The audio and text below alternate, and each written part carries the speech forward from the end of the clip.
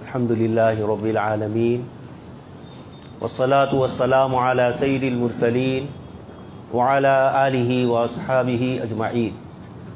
قال اللہ تبارک وتعالی فی الکلام المجید والفرقان الحمید. اعوذ باللہ من الشیطان الرجیم. بسم اللہ الرحمن الرحیم. فلا اقسم بمواقع النجوم وانہ لقسم لو تعلمون عظیم. انہ لقرآن کریم فی کتاب مکنون لا یمسہ الا المطہرون. وقال تعالی انا انزلناہ فی لیلۃ القدر وما ادراک ما لیلۃ القدر لیلۃ القدر خیر من الف شہر. وقال تعالی الرحمن علم القرآن خلق الانسان علمہ البیان. وقال النبی صلی اللہ علیہ وسلم من قام رمضان ایمانا واحتسابا غفر له ما تقدم من ذنبه وما تأخر. صدق اللہ العظیم وصدق رسولہ النبی الکریم ونحن على ذلك لمن الشاہدین والشاکرین والحمد للہ رب العالمین. محترم و مکرم حضرات علماء کرام اور ایمان والے بھائیوں، کلام پاک کی جن آیات کی تلاوت کی وہ آج کی تراویح میں پڑھی جائے گی. ایک اور آیت پڑھی سورہ قدر کی. اللہ تبارک و تعالیٰ نے ارشاد فرمایا انا انزلناہ فی لیلۃ القدر، ہم نے اس قرآن کریم کو قدر والی رات میں نازل کیا. وما ادراک ما لیلۃ القدر، اور کیا آپ کو معلوم ہے لیلۃ القدر کیا ہے؟ اور پھر آگے اللہ تبارک و تعالیٰ نے ارشاد فرمایا 1000 مہینوں سے جس کو خیر اور افضل والا بتلایا. تنزل الملائکۃ والروح، حضرت جبرائیل علیہ السلام اور فرشتے تشریف لاتے ہیں. اور سلام ہی حتی مطلع الفجر، اللہ پاک کی طرف سے سلامتی اترتی ہے رات کے ابتدائی حصے سے لے کر فجر تک مسلسل. اللہ تبارک و تعالیٰ نے فرمایا انا انزلناہ فی لیلۃ القدر. کس کو اتارا اس کو ذکر نہیں فرمایا، اتنا واضح اور صاف تھا کہ انا انزلناہ، ہم نے اس کو نازل کیا، یعنی قرآن کریم کو. اللہ پاک نے ارشاد فرمایا شہر رمضان الذی انزل فیہ القرآن. اس آیت میں بتلایا کہ قرآن کو ہم نے رمضان کے مہینے میں نازل کیا. سورہ دخان کی پہلی آیت میں فرمایا انا انزلناہ فی لیلۃ مبارکۃ، ہم نے اس کو برکت والی راتوں میں اتارا. اور اس آج کی آیت میں پڑھا جو آپ کے سامنے انا انزلناہ فی لیلۃ القدر. معلوم یہ ہوا کہ لیلۃ القدر یہ رمضان کے مہینے میں آنے والی ہے، اور اللہ تبارک تعالیٰ نے اس مہینے میں اور اس رات میں قرآن کریم کو نازل فرمایا. حضرات علماء کرام فرماتے ہیں کہ اللہ پاک نے رمضان کے مہینے میں پورا مہینہ روزہ رکھنے کا حکم فرمایا، اور آپ صلی اللہ علیہ وسلم نے رات کی عبادتوں کا ذکر فرمایا جس میں تراویح بھی شامل. یہ سب کس لیے ہوا؟ حضرات علماء کرام فرماتے ہیں کہ پورے رمضان کے روزے صرف اور صرف قرآن کریم کی عظمت اور اس کی بزرگی کے پیش نظر کہ جب یہ قرآن رمضان میں نازل ہوا تو ایمان والوں کی کیفیت کس طریقے کی ہونی چاہیے، اس کے لیے دن میں روزے رکھوائے، رات کی تراویح میں قرآن کریم پڑھایا جا رہا ہے. اور اللہ تبارک و تعالیٰ نے اس سے آگے بڑھ کر فرمایا انا انزلناہ فی لیلۃ القدر. جس رات اللہ پاک نے اس کو لوح محفوظ سے سمائے دنیا پر نازل فرمایا، یہ رات تو لیلۃ القدر کی تھی ہی. حضرات علماء مفسرین فرماتے ہیں کہ قرآن کریم کی ابتدا فرمائی وہ رات بھی لیلۃ القدر تھی، یہاں نزول کے اعتبار سے. تو اللہ پاک نے انا انزلناہ کے ذریعے فرما دیا کہ اس کو لوح محفوظ سے سمائے دنیا پر ہم نے نازل کیا. یہ اللہ تبارک و تعالیٰ نے اس قرآن کریم کی عظمت کے پیش نظر ایک ایسی رات ہم کو عطا فرمائی جو خیر من الف شہر. جناب نبی اکرم صلی اللہ علیہ وسلم تشریف فرما ہے اور آپ صلی اللہ علیہ وسلم نے بنی اسرائیل کے کچھ علماء اور مجاہدین کا ذکر فرمایا جنہوں نے 1000 مہینے تک رات کی عبادت کی، دن میں روزے رکھے، جہاد میں مشغول ہوئے، الگ الگ لوگوں کے واقعات نقل کیے تو صحابہ کرام کے دل میں آیا کہ یہ امتیں تو اتنی لمبی عمر پا رہی، اس لیے یقیناً ان کا مرتبہ، ان کی عبادتیں، ان کا ذکر ہم سے زیادہ ہو جائے گا۔ تو آپ صلی اللہ علیہ وسلم کی خدمت میں عرض کیا، اللہ تبارک و تعالیٰ نے یہ سورت نازل فرما کر بتلا دیا کہ ہم نے تمہارے اوپر ایک ہی رات اتاری ہے، لیکن وہ 1000 مہینوں سے افضل، لیکن وہ ایک رات پہلے ہی سے بتلا دی جاتی تو اس کی اتنی قدر نہ ہوتی۔ اس لیے بیچ میں ایک چھوٹا سا واقعہ پیش آ گیا، 2 مسلمانوں کے درمیان آپس میں اختلاف ہوا اور آپ صلی اللہ علیہ وسلم نے فرمایا کہ میں وہ رات تمہیں بتلانے والا تھا، اللہ پاک کی طرف سے یہ اٹھا لیے، تقدیری امور ہے۔ اتنا ضرور پتا چلا کہ جھگڑا اور فتنہ اور آپس کے اختلافات ایسے ہیں جو خیر اور برکت سے امت کو محروم کرتے ہیں۔ اس واقعے سے اتنا پتا چلا۔ خیر، اللہ تبارک و تعالیٰ نے آپ صلی اللہ علیہ وسلم کی امت کے لیے یہ انتظام فرما دیا اور یہ اتنی بڑی برکت والی رات اللہ پاک نے ہم کو عطا فرمائی۔ آپ صلی اللہ علیہ وسلم نے ارشاد فرمایا، حضرت عائشہ صدیقہ رضی اللہ تعالیٰ عنہ فرماتی ہے کہ آپ صلی اللہ علیہ وسلم جب رمضان کا آخری عشرہ ہوتا، شد المیزر، تو آپ مکمل تیاری فرما لیتے اور آپ صلی اللہ علیہ وسلم نے اس کو رمضان کے آخری عشرے کی طاق راتوں میں تلاش کرنے کا حکم فرمایا۔ چند دن ہے، چند راتیں ہیں جو اللہ تبارک تعالیٰ نے ہمیں عنایت فرمائی اور اس کی تعین نہیں فرمائی تاکہ طلب باقی رہے اور دل میں بے چینی رہے کہ آج کی رات نہیں تو کل۔ اور یہ بھی ہوا، امت کے لیے خیر بھی ہوئی کہ ایک رات متعین ہوتی، وہ چلی جاتی اور آدمی افسوس کرتے رہ جاتا۔ یہ تو پورا عشرہ آخری طاق راتوں کو اللہ پاک نے جاری رکھا کہ آج نہیں تو کل ہو سکتا ہے، آئندہ کل ہو، پرسوں ہو۔ اس طریقے سے اللہ تبارک و تعالیٰ نے ہمارے لیے اتنا خیر کا انتظام فرمایا۔ یہ سب کس کے لیے؟ آپ کے سامنے آج ہی کی تراویح کی سورہ واقعہ کی آیت میں نے پڑھی، آخری رکوع میں اللہ پاک فرماتے ہیں فلا اقسم بمواقع النجوم، ستاروں کے طلوع ہونے کی، ان کے غروب ہونے کی جو جگہیں ہیں، اللہ تبارک تعالیٰ اس کی قسم کھاتے ہیں اور آگے ارشاد فرماتے ہیں وَإِنَّهُ لَقَسَمٌ لَوْ تَعْلَمُونَ عَظِيمٌ، یہ بہت بڑی قسم ہے اگر تم اس کو سمجھو۔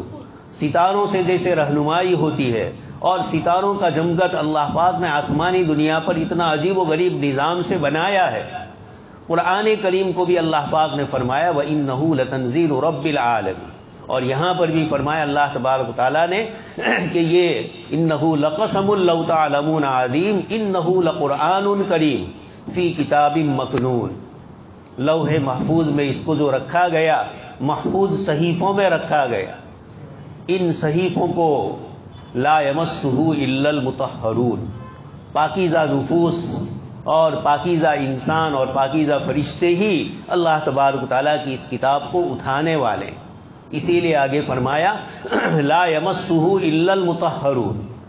حضرت امام غزالی رحمۃ اللہ علیہ فرماتے ہیں کہ قرآن کریم کے ظاہر یعنی وہ چیز جو مخلوق ہے، پٹھے ہیں، کاغذ ہے، نقوش، روشنائی ہے، ان کو پکڑنے کے لیے جب اللہ پاک نے فرمایا لا یمسہ الا المطہرون، ظاہری پاکی کے بغیر اس قرآن کریم کو ہاتھ سے چھو نہیں سکتے، وہ چیزیں جو ہمارے ہاتھ سے بنی ہوئی۔ تو حضرت امام غزالی رحمۃ اللہ علیہ فرماتے ہیں کہ وہ قرآن جو اللہ پاک کی صفت ہے، کلام نفسی ہے، جو ان الفاظ کے واسطے سے ہم تک پہنچ رہی ہے، جب قرآن کریم کے ظاہر کو بغیر ظاہری طہارت کے حاصل نہیں کر سکتے، بلکہ قرآن نے فرمایا لا یمسہ، چھو بھی نہیں سکتے ہیں، تو باطنی بیماریوں کے ساتھ اس قرآن کریم کے باطن کو کیسے لیا جا سکتا ہے؟ یہ قرآن کا جو باطن اللہ پاک کی صفات ہے، اس کے حاصل کرنے کے لیے بھی دل کی صفائی ضروری ہے۔ اس لیے اس آیت میں اللہ تبارک تعالیٰ نے لا یمسہ الا المطہرون سے ظاہری پاکی سے ہمیں باطنی پاکی کی طرف رہنمائی فرمائی، اور یہ باطنی پاکی کس سے حاصل ہوگی؟ قرآن کریم کی ان آیات کے ذریعے اللہ تبارک تعالیٰ نے ہمیں بتلایا کہ اللہ پاک کی طاقت اور قدرت کیا ہے، اس کی رحمت کیا ہے، اور رحمان علم القرآن، قرآن جو ہمیں ملا ہے ہمارا اپنا ذاتی کوئی کمال نہیں ہے، اللہ تبارک و تعالیٰ کا احسان ہے، اس کی صفت رحمت کا تقاضا ہے. اور رحمان علم القرآن، کہ رحمان کی ذات وہ ہے جس نے قرآن کریم ہمیں سکھلایا. یہ اللہ تبارک و تعالیٰ نے قرآن کریم کی صفت بتلائی، صفت رحمت سے اس نے نازل کیا. اور آگے بھی ارشاد فرمایا علمہ البیان، انسان کو اس کے پڑھنے، اس کے واضح کرنے اور اپنی بات، اپنی معافی ضمیر کو، دل کی بات کو زبان تک لانے کے لیے، ادا کرنے کے لیے اللہ پاک نے قوت گویائی عطا فرمائی، ہمیں بولنے کی قوت عطا فرمائی. یہ بھی علمہ البیان. اس میں واضح اشارہ فرما دیا کہ اس قرآن کو پڑھنا، اس کا پڑھانا، اللہ کے بندوں تک اس کے پیغام کو پہنچانا اس قرآن کا، یہ تمہارا اپنا ذاتی کمال نہیں ہے، یہ شان رحمانیت ہے کہ اس نے تم کو قرآن بتلایا بھی، پڑھایا بھی، اور اس کے ساتھ ساتھ اس کے معانی اور مطالب تک پہنچایا. یہ جب اتنی عظمت والی کتاب اللہ تبارک تعالیٰ نے اس مہینے میں نازل فرمائی اور رات کی تراویح میں اس قرآن کو ہمارے سامنے پڑھایا گیا، اللہ تبارک تعالیٰ اس قرآن میں ہمیں کیا فرما رہے ہیں؟ آج کی یہ دو بڑی صورتیں، سورہ رحمان اور سورہ واقعہ، بلکہ اس کے ساتھ والی سورہ حدید بھی عجیب و غریب اللہ تبارک تعالیٰ کی صفات کو ذکر فرمانے. جنت اور جہنم کا ذکر بار بار آ رہا ہے. اصحاب یمین جن کو داہنے ہاتھ میں نامہ اعمال ملے گا، اور اسی طرح اللہ کے مقرب بندے، انتہائی اعلیٰ درجے کے انبیاء کرام علیہ السلام، صدیقین، شہداء، ان کا مرتبہ بتلایا گیا. اور آگے اس کے بعد اصحاب شمال جن کو بائیں ہاتھ سے نامہ اعمال ملے گا، اللہ پاک نے ان سب کا ذکر کیا، یہ بتلانے کے لیے ہمیں کہ تم ان میں سے کیا بننا چاہتے ہو. اللہ تبارک تعالیٰ نے سورہ واقعہ میں ان تینوں کا ذکر فرمایا، سلۃ من الاولین سلۃ من الآخرین. اور اسی طریقے سے آگے اللہ تبارک تعالیٰ نے اصحاب الشمال ما اصحاب الشمال بتلایا کہ یہ سب کیا ہے. اللہ پاک نے بندوں کو تین میں تقسیم کیا ہے. پہلا درجہ تو اللہ تبارک تعالیٰ کی انتہائی اعلیٰ درجے کے بندوں کا ہے. اگر ہم وہاں تک نہیں پہنچ سکتے تو کم سے کم اصحاب الیمین بنے کہ اللہ تبارک تعالیٰ نام اعمال ہمارے داہنے ہاتھ میں دے. اللہ تبارک تعالیٰ نے اس کی بھی فضیلت بتلائی. سورہ رحمان میں جنت کے تذکرے فرمائے، اور پہلی جنت وَلِمَنْ خَافَ مَقَامَ رَبِّهِ جنتان، اعلیٰ درجے کی جنتیں اللہ پاک سے جو ڈریں گے، اور صرف ڈرنا نہیں، وَأَمَّا مَنْ خَافَ مَقَامَ رَبِّهِ وَنَهَى النَّفْسَ عَنِ الْهَوَىٰ، جو اپنے اللہ سے خوف محسوس کرے، وَنَهَى النَّفْسَ عَنِ الْهَوَىٰ، اس خوف کا تقاضا یہ ہو کہ اپنے آپ کو خواہشات سے روکے. رمضان کس چیز کا نام ہے؟ رکنے ہی کا نام ہے. اپنے آپ کو مفطرات ثلاث، تین چیزوں سے جو روکا گیا، کھانے پینے اور شہوت سے روکا گیا، اور یہ مشق کروائی گئی کہ اللہ پاک کی حلال چیزوں کو اللہ پاک کے حکم کی بنیاد پر اپنے سامنے دیکھ رہا ہے، لیکن جب تک افطار کا وقت نہیں ہوتا ہے اپنے آپ کو اس نعمت سے روکے ہوئے، پیاس شدید لگی ہوئی ہے، سامنے پانی یا شربت رکھا ہوا ہے، لیکن اس کے باوجود استعمال نہیں کرتا. یہ مشق 30 دن کروائی گئی کہ یہ ہمارا بندہ وہ ہے جو ہماری دی ہوئی حلال اور جائز چیز کو اپنی انتہائی شدید ضرورت کے باوجود جب استعمال نہیں کر رہا ہے، محض ہمارے حکم کو حکم سمجھ کر اس مہینے میں یہ مشق کروائی گئی کہ باقی 11 مہینے جب یہ بندہ اس کے سامنے کوئی حرام چیز آئے گی تو یہ تصور کرے گا کہ ایک مہینہ تو میں نے حلال چیز کو بھی استعمال نہیں کیا، اب میں اس حرام کو کیسے استعمال کروں. یہ سب سے بڑی مشق اللہ تبارک و تعالیٰ نے کچھ حلال چیزیں ذکر فرمائی. الحلال بین، آپ صلی اللہ علیہ وسلم نے ارشاد فرمایا والحرام بین، اور حرام بھی واضح ہے، وما بینہما مشتبہات، اور ان دو کے درمیان کچھ چیزیں ایسی ہے کہ آدمی کو یہ محسوس ہوتا ہے کہ یہ جائز ہوگی یا ناجائز. حضرت عمر رضی اللہ تعالیٰ عنہ فرماتے ہیں کہ اسی سے بچنا ہے. ایک اور حدیث شریف میں ذکر فرمایا ان للہ حمن، اللہ تبارک و تعالیٰ کی کچھ بارڈر ہوتی ہے، اس بارڈر پہ آدمی ذرا آگے نکل گیا تو حرام میں چلا جائے گا. تو حضرت عمر رضی اللہ تعالیٰ عنہ اور آپ صلی اللہ علیہ وسلم نے مثالیں دے کر بتلایا کہ آپ کا جانور اگر آپ کے کھیت اور دوسرے کے کھیت کی بالکل بارڈر پر چل رہا ہوگا تو آپ کو ہر وقت انتظار کرنا ہوگا اس کے کھیت میں نہ چلا جائے. یہی حال ہمارے نفس کا ہے. جب ہم جائز اور ناجائز کی بارڈروں پر رہیں گے تو اس موقع کے اوپر نفس کے اوپر خطرہ ہے. اسی کو حدیث شریف میں فرمایا وما بینہما مشتبہات. اس لیے اس روزے کے ذریعے انسانی نفس کے اوپر سب سے بڑا کنٹرول کروایا گیا رمضان کے ان دنوں میں بھی اور راتوں میں عبادت کروا کر. اس لیے اللہ تبارک تعالیٰ نے فرمایا لعلکم تتقون. روزہ اس لیے رکھوایا گیا تاکہ تم میں تقوی آ جائے. اب ہم 22 روزے 21 روزے گزر گئے. جب ذرا رات کو ہم بیٹھ کر سوچیں اپنے نفس کے لیے تہجد کے وقت کہ دنیا میں کوئی بھی آدمی کسی کام کے لیے محنت کرتا ہے. تاجر نے تجارت کے لیے دکان لگائی, محنتیں کی, پلاننگ بنائے. اسی طرح کالج میں جانے والے بچے نے اپنے امتحانات دیے اور مستقبل کا اپنا فیوچر کیا ہو, کیریئر کیا بنے, اس کے لیے تیاری وہ کر رہا ہے. تو ہر وقت اس کی نظر مقصد پر ہوتی ہے کہ جس مقصد کے لیے کر رہا ہوں آیا وہ مقصد میرا پورا ہوا نہیں, ہو رہا ہے یا نہیں, ہو گیا یا نہیں, یا ہونے کے قریب پہنچا کے نہیں. مسلسل اس کی نگرانی کرتا. ماں باپ بھی پوچھتے ہیں بیٹا کیا ہوا. یہ ہمارے 22 روزے, آج 22واں روزہ ہے. یہ اللہ پاک نے آخری عشرہ ہمیں غور کرنے کے لیے دیا ہے کہ لعلکم تتقون. اللہ پاک نے فرمایا کہ کتب علیکم الصیام, یہ روزے تم پر فرض کیے گئے, کما کتب علی الذین من قبلکم, تم سے پہلی امتوں پر بھی فرض کیے گئے. یہ محبت کی دنیا ہے, یہ کوئی تم اکیلے نہیں ہو, تمہارے علاوہ اس راہ کے اندر بہت سے رہرو چلے ہیں. عشق اور محبت کی دنیا میں اپنے آپ کو 1000 مہینوں تک جنہوں نے روزے میں رکھا, عبادتوں میں رکھا, یہ ترغیب دے کر فرمایا لعلکم تتقون. اس سے ہمیں کوئی حاصل چیز نہیں ہونے والی ہے. حدیث شریف میں فرمایا تمہارے بھوکے پیاسے رہنے سے اللہ تبارک و تعالیٰ کو کیا ہے, لن ینال اللہ لحومها ولا دماؤها ولکن ینالہ التقوی منکم. تمہاری قربانیوں سے بھی تمہارا تقوی جو ہے اللہ تبارک و تعالیٰ نے یہ لعلکم تتقون فرمایا. تو 2 عشرے پورے ہوئے, تیسرے عشرے میں جو آخری نچوڑ ہے, لباب ہے, اس عشرے میں ہم داخل ہو گئے. تو اب ذرا ہم غور کریں رات کو کہ یہ لعلکم تتقون, یہ جو تقوی والی چیز ہے, آیا میرا نفس مجھے اس سے روک رہا ہے یا نہیں, حرام اور برائی کی چیزوں سے. نفس کو کچھ کچلا گیا, دن کے روزوں سے, رات کی عبادتوں کے ذریعے اس کو مشقت میں ڈالا گیا.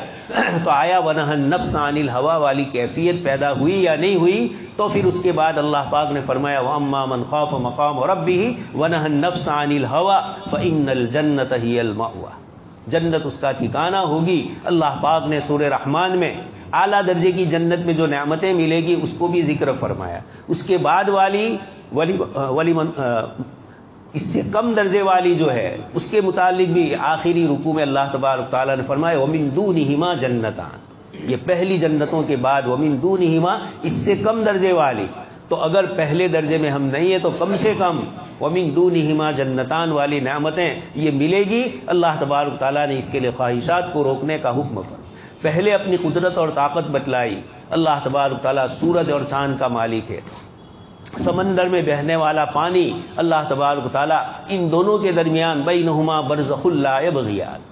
ایک ہی پانی ہے, ایک طرف میٹھا ہے ایک طرف کھارا ہے, بیچ میں پتلی سی لکیر اللہ پاک نے پانی ہی کی بنا دی جو ان دونوں کو ایک دوسرے سے ملنے سے روک رہی ہے. یہ اتنی بڑی قدرت والی اور طاقت والی ذات اللہ پاک کی ہے. کہاں بڑے بڑے سمندر کے اندر آپ جہاز چلا رہے ہیں اور کس طریقے سے اللہ پاک ان جہازوں کو کنارے پر پہنچا رہے ہیں.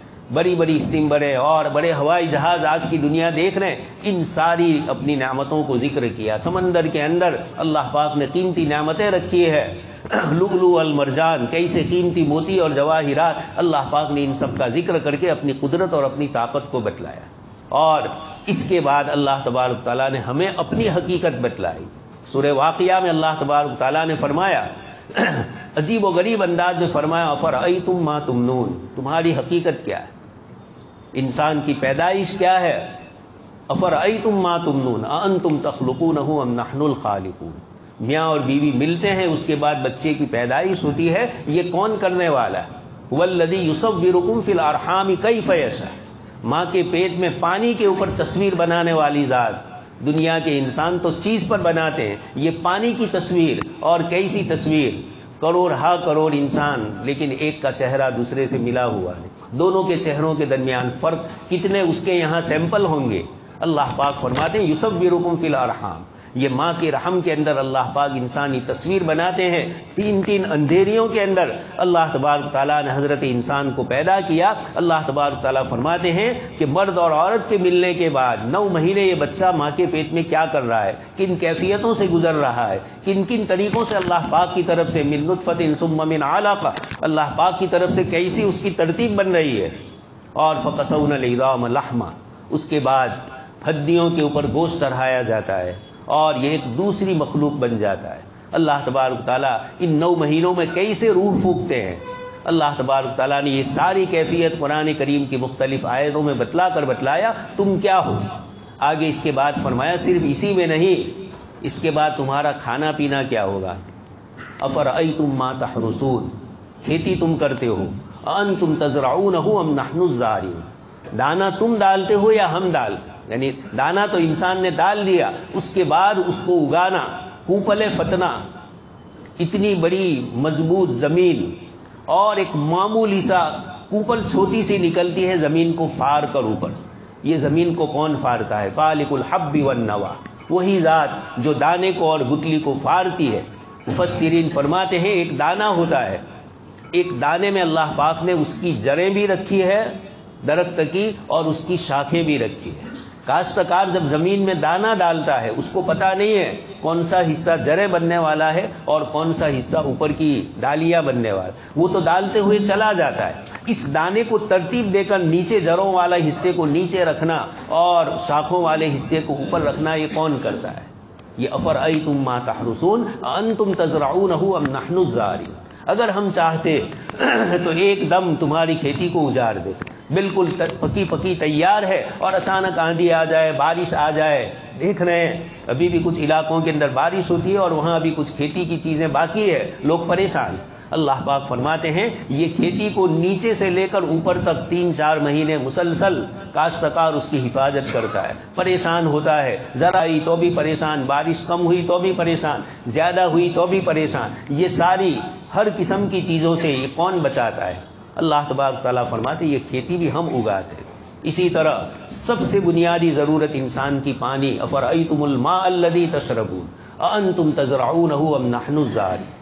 یہ پانی اللہ تبارک تعالیٰ آسمان سے برساتے ہیں. کون اس پانی کو لاتا ہے, کیسے لاتا ہے؟ سائنسدانوں نے تو ظاہری اعتبار سے کہہ دیا کہ گرمی کے دنوں میں بھاپ اٹھتی ہے, یعنی گرمی کی وجہ سے پانی کی بھاپ بنتی ہے, اوپر اٹھتی ہے اور پھر مانسون قائم ہوتی. یہ مانسون گرم ملکوں میں تو سمجھ میں آتی ہے, لیکن ان ملکوں کا کیا حال ہے جہاں 24 گھنٹے 12 مہینے بارش ہی بارش رہتی ہے, وہاں کہاں سے بھاپ اٹھتی ہے؟ یہ سب اللہ پاک کی قدرت اور اللہ پاک کی طاقت. 12 مہینے جہاں بادل ہی بادل ہے, اوپر کا شمال کا حصہ اتر دھرو والا, یہ پورا کا پورا اسکیمو جہاں رہتے ہیں برف والا علاقہ.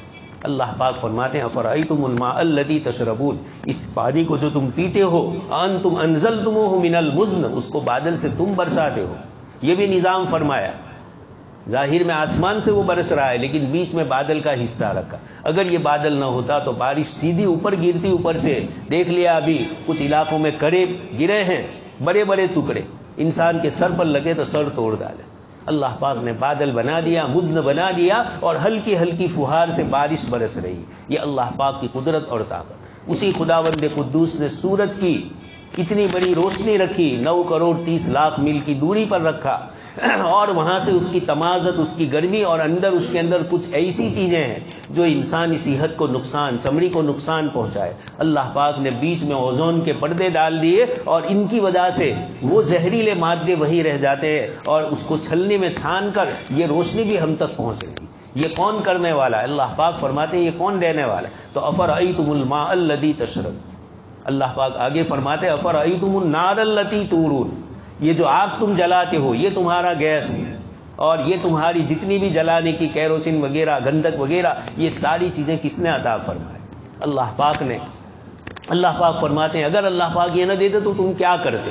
اس لیے اس کے بعد اللہ پاک نے ان ساری اپنی انعامات کو ذکر کرنے کے بعد یہ آیت جو میں نے آپ کے سامنے پڑھی, بعد والے رکوع میں اللہ پاک نے اس کو سمجھایا کہ یہ قرآن کریم اللہ تبارک تعالیٰ کا اتنا بڑا انعام ہے, اور تم اگر اس کا انکار کرتے ہو اللہ پاک فرماتے ہیں کہ اگر تم اس کا انکار ہی کرتے ہو، مرنے کے بعد کے دن کا انکار ہی کرتے ہو، تو وہ آدمی جو تمہارا رشتہ دار ہے، دنیا سے جا رہا ہے، آخری گھڑیاں گن رہا ہے، اگر تم فلولا ان کنتم غیر مدینین ترجعونہا ان کنتم صادقین، اگر تم یہ سمجھتے ہو کہ بدلے کا دن آنے والا نہیں ہے، کوئی حساب کتاب نہیں ہے، تو یہ ترجعونہا ان کنتم صادقین، یہ جو جا رہا ہے دنیا سے، اس کی روح کو روک سکتے ہو تو روک سکتے، کوئی نہیں روک سکتا ہے۔ ہم سب جانتے ہیں، آپ کو پہلے بھی کہہ چکا، بڑے بڑے دنیا کے مالدار دھیرو بھائی امبانی بمبئی کے ہاسپٹل میں رکھے گئے، دنیا بھر کے ٹاپ لیول کے ڈاکٹر آئے، لیکن موت کا وقت مقرر تھا، کوئی بچا نہیں پایا۔ اللہ پاک فرماتے ہیں ترجعونہا ان کنتم صادقین، اگر تم سچے ہو تو اس کی روح روکے رکھو، اور اللہ پاک جو موت دینا چاہتے ہیں اس فرشتے کو روکو۔ یہ بھی پتہ نہیں چلتا ہے کہ اندر سے کیا نکلا، آج تک سائنس پریشان ہے کہ آخر روح قبض ہونے کا مطلب کیا ہے، روح نکلنے کا کیا مطلب۔ یہ تو ظاہری علامت ہے کہ یہ بند ہو گیا، لیکن بند ہونے کے بعد کیا چیز نکلی اندر سے، یہ آج تک کوئی معلوم نہیں کر سکا۔ قل الروح من امر ربی، یہ اللہ پاک کا امر ہے، انسان اس کو سمجھ نہیں پاتے۔ وما اوتیتم من العلم الا قلیلا۔ اس کے بعد والی سورہ حدید، آج کی جو آخری سورت ہے، اللہ تبارک تعالیٰ نے اس میں ہمیں آخرت ہی کی طرف متوجہ فرمایا۔ الم یأن للذین آمنوا ان تخشع قلوبهم لذکر اللہ وما نزل من الحق ولا يكونوا كالذین اوتوا الکتاب۔ اللہ پاک فرماتے ہیں کیا ایمان والوں کے لیے یہ وقت نہیں آیا، الم یأن للذین آمنوا ان تخشع قلوبهم لذکر اللہ، کہ پورے مہینے اللہ کا ذکر کیا، تلاوت قرآن کریم اللہ تبارک تعالیٰ نے توفیق عنایت فرمائی۔ اب اس کے پڑھنے کے بعد الم یأن للذین آمنوا، اہل ایمان کے لیے وقت نہیں آیا کہ ان کے قلوب لرز جائے اللہ کے ذکر کی بنیاد پر، اور وما نزل من الحق، قرآن جو نازل ہوا اس قرآن کریم کی بنیاد پر دل نرم ہونے چاہیے۔ ولا یکونوا کالذین اوتوا الکتاب من قبل، ان سے پہلے اہل کتاب یہود کو کتاب دی گئی، فطال علیہم الامد، اور ان پر مدت لمبی ہو گئی۔ یہ جملہ عجیب ہے، آدمی یہ سوچتا ہے ابھی نوجوان ہوں میں، عبادت کے دن ابھی بہت باقی ہے، بوڑھے ہوں گے، نوڑے ہوں گے، تو پھر اس کے بعد ریٹائر ہونے کے بعد کیا کریں گے؟ نعوذ باللہ۔ اللہ تبارک تعالیٰ فرماتے ہیں یہ چیز ہی انسان کے دل کو سخت بنا دیتی ہے، قسوت قلب، دل کا جو سخت ہونا ہوتا ہے۔ کلا بل ران علی قلوبہم، ایک گناہ ہوتا ہے، آدمی توبہ اور استغفار نہیں کرتا ہے، بڑا ہوتا ہے دبا، اس کے بعد حدیث شریف میں فرمایا کہ پھر دل کے اوپر رین آتا ہے، اسی کو قرآن نے فرمایا کلا بل ران علی قلوب، جب پورا زنگ لگ جاتا ہے تو اس دل پر پھر قرآن بھی اثر نہیں کرتا، حدیث شریف بھی اثر نہیں کرتی۔ یہ اللہ تبارک تعالیٰ فرماتے ہیں اس وقت کے آنے سے پہلے پہلے، اسی لیے آگے آیت میں فرمایا فقست قلوبہم، جب آدمی گناہ کرتا رہتا ہے اور نیکی کی سوف مستقبل میں کرتا رہوں گا توبہ، یہ کرتا رہتا ہے، اچانک موت آ جاتی ہے، اور موت آئے نہ آئے دل کی سختی ضرور آ جاتی ہے۔ فطال علیہم الامد فقست قلوبہم، اس لیے دل کی سختی سے پہلے پہلے یہ رمضان کے مہینے چل رہے ہیں، یا آخری مہینہ اور یا آخری ایام چل رہے ہیں، یہ اللہ پاک کی طرف سے راتیں اس لیے نہیں لی جاتی ہے کہ ایک رات میں سب کچھ کر لیں گے، لوٹری لگ جائے گی، یہ مقصود نہیں ہے۔ اللہ تبارک تعالیٰ جناب نبی اکرم صلی اللہ علیہ وسلم اور قرآن کریم کی برکت سے اس امت کی بخشش اور مغفرت چاہتے ہیں۔ اصل چیز جو ہے وہ بخشش اور مغفرت ہے، اس لیے یہ ایام اور یہ گھڑیاں بالکل اب تھوڑی سی گھڑیاں رہ گئی ہے، ان گھڑیوں میں اگر ہم نے یاد کر لیا اور قسوت قلبی سے، دل کی سختی سے اپنے آپ کو روک لیا، رات کو اٹھتے ہی ہے سحری میں، اور تراویح کے بعد بھی دیر سے ہی سوتے، تو تراویح کے بعد 1-2 رکعت پڑھ لی جائے، اور سحری میں کچھ 2-4 رکعتیں پڑھ لی جائے۔ حضرت عبداللہ ابن مبارک رحمۃ اللہ علیہ بہت بڑے محدث، انتقال ہوا، اس کے بعد کسی نے پوچھا حضرت کیا گزری، تو آپ نے فرمایا طاحت العبارات، جو لمبی لمبی قرآن اور حدیث کی ہم تفسیر کرتے تھے، عبارتیں بتلاتے تھے، عجیب نکتے بتلاتے تھے، وہ سب وہاں غائب ہو گئے۔ الا رکعات، مگر چند رکعتیں تھیں، یعنی وہی تہجد تھی، ان چند رکعتوں کی بنیاد پر اللہ پاک نے معاف کر دیا۔ رات کو اٹھ کر 2 آنسو بہانا یہ اللہ پاک کے نزدیک بہت قیمتی ہوتے۔ حدیث شریف میں یہاں تک فرمایا کہ رونا نہ آئے تو رونے کی شکل بناؤ، یہ سمجھنے کی چیز ہے کہ رونا نہ آئے تو رونے کی شکل بناؤ، یعنی رو پہلے تو، اور اگر دل اتنا سخت ہو گیا ہے کہ نہیں رو رہا ہے تو کم سے کم رونے کی شکل بنا لو، یہ بھی اللہ پاک کو پسند۔ یہ شاعر کہتا ہے شباہت لے کر آیا ہوں میں، حقیقت تو اس کو کر دے. میں تو شکل لے کر آیا ہوں، حقیقت اس کو کرنا آپ کا کام ہے. تو اللہ تبارک تعالی ہمیں ان ایام کی، ان گھڑیوں کی قدر کی توفیق نصیب فرمائے. دل کی سختی سے اللہ پاک ہماری حفاظت فرمائے، اور اللہ تبارک تعالی ہم سب کو شب قدر کی دولت سے مالا مال فرمائے. آمین. وآخر دعوانا